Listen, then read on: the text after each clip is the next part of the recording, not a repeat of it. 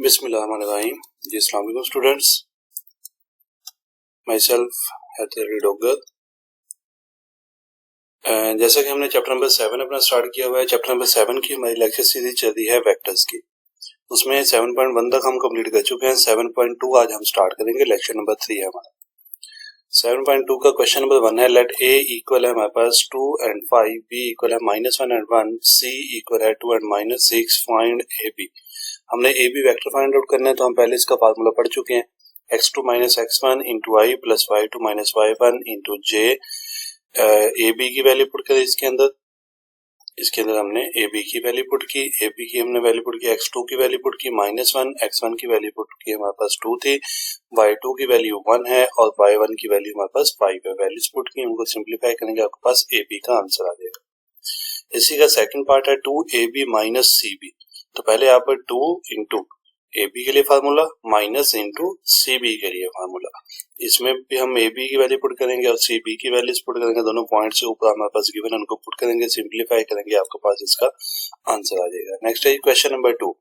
Question number 2 में उसने कहा लेट u इक्वल है i माइनस 2j माइनस के, v इक्वल है 3i minus 2j plus 2k, w equal है 5i minus j plus 3k। Find the integrated vectors और numbers. u plus 2v plus w हमने find out करना है, तो u की जगह पे u वेक्टर पुट कर दें, 2 एज इट इज आ जाएगा, v की जगह पे v वेक्टर पुट कर दिया, w की जगह पे w वेक्टर पुट कर दिया। ब्रैकेट्स को ओपन किया, जो जो मल्टीप्लाई होते थे उनको मल्टीप्लाई कर दें, इनको प्लस माइनस करेंगे तो आपके पास इसका आंसर आ जाएगा। आंसर आ गया जी 12i minus 3j plus 6k। आई की वैल्यूज को आई की वैल्यू के साथ प्लस माइनस करेंगे, जे की वैल्यू को जे के साथ और के कोएफिशिएंट को के के साथ।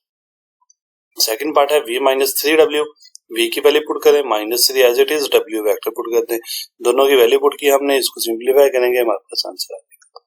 इसमें है 3v प्लस w। पहले हमने 3 इंटू v की वैल्यू और w की वैल्यू पुट की, उनको सिंप्लीफाई किया तो हमारे पास वेक्टर आया 3v प्लस w वेक्टर आया।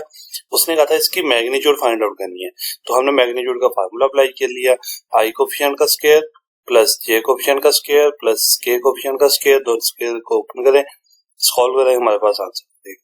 मतलब पहले दो पार्ट्स में हमने सिर्फ वेक्टर्स फाइंड आउट करने थे, थर्ड पार्ट के अंदर हमने मैग्नीट्यूड के साथ उसको सॉल्व करना है।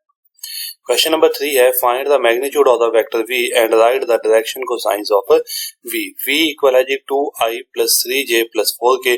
मैग्नीट्यूड फाइंड आउट करनी है हमने, तो मैग्नीट्यूड के लिए हमारे पास फार्मूला आ गया, v इक्वल है x square plus y square plus j का स्क्वायर। x की जगह पे आ जाएगा 2 का स्क्वायर, y की जगह आ जाएगा 3 का स्क्वायर और k का स्क्वायर। k z के साथ जो कोएफिशिएंट k का जो कोएफिशिएंट है वो z की वैल्यू है, उसका स्क्वायर। उनको सॉल्व कर लिया। डायरेक्शन कोसाइन के लिए हम फार्मूला यूज करते हैं, डायरेक्शन कोसाइन इक्वल है डायरेक्शन रेशियोज ओवर मैग्नीट्यूड। अब डायरेक्शन रेशियोज क्या होती हैं? ये जो हमारे पास कोएफिशिएंट्स हैं, इनको डायरेक्शन रेशियोज का नाम दिया जाता है। आई कोएफिशिएंट हमारे पास क्या है जी 2 है, तो 2, 3 और 4 हमारे पास डायरेक्शन रेशियोज हैं। डायरेक्शन कोसाइन के लिए हम क्या करेंगे, इन रेशियोज को मैग्नीट्यूड के साथ डिवाइड करते हैं, हमारे पास डायरेक्शन कोसाइन का आंसर आ जाएगा 2 over under root of 29, 3 over under root of 29 and 4 over under root of 29। उसके बाद ये क्वेश्चन नंबर 4 है हमारे पास, find alpha so that magnitude of alpha i plus alpha plus 1 j plus 2k equal है 3k। सबसे पहले हमने सॉल्यूशन स्टार्ट किया, इसका एज इट इज लिखा, इसके अंदर हम मैग्नीट्यूड का फार्मूला अप्लाई करते हैं, आई कोएफिशिएंट का स्क्वायर प्लस जे कोएफिशिएंट का स्क्वायर प्लस k कोएफिशिएंट का स्क्वायर और उनका स्क्वायर रूट इक्वल है 3k। इनका स्क्वायर ओपन किया, alpha square plus 1 plus 2 alpha plus 4, दोनों साइड पे स्क्वायरिंग कर दी, स्क्वायरिंग करेंगे तो स्क्वायर रूट कैंसिल हो जाएगा।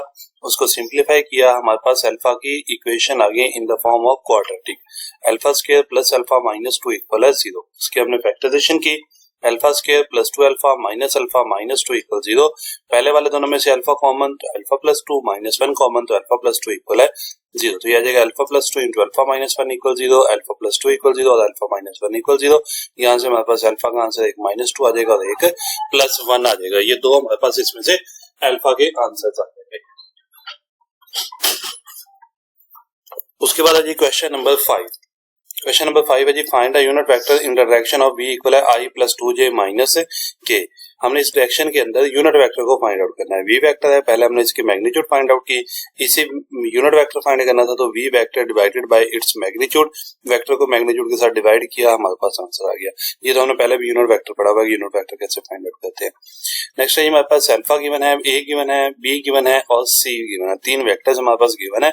Find a unit vector parallel to 3a - 2b + 4c। इसके पैरेलल हमने एक वेक्टर फाइंड आउट करना है, यूनिट वेक्टर फाइंड आउट करना है। इसको हमने लेट कर लिया, ये v के इक्वल है, 3a - 2b + 4c। इसमें a की जगह पे a वेक्टर पुट कर दिया, b की जगह पे b वेक्टर पुट कर दिया और c की जगह पे c वेक्टर पुट कर दिया, जो हमें क्वेश्चन के अंदर गिवन था।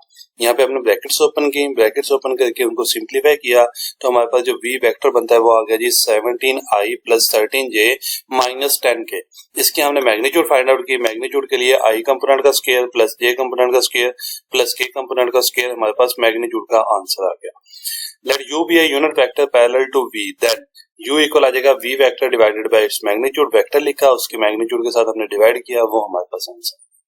ये हमने आज का लेक्चर था जी, 6 क्वेश्चन हमने इसके सॉल्व करने हैं। इस लेक्चर से रिलेटेड कोई भी क्वेश्चन हो तो आप लोग पूछ सकते हैं। ओके जी, अल्लाह हाफिज।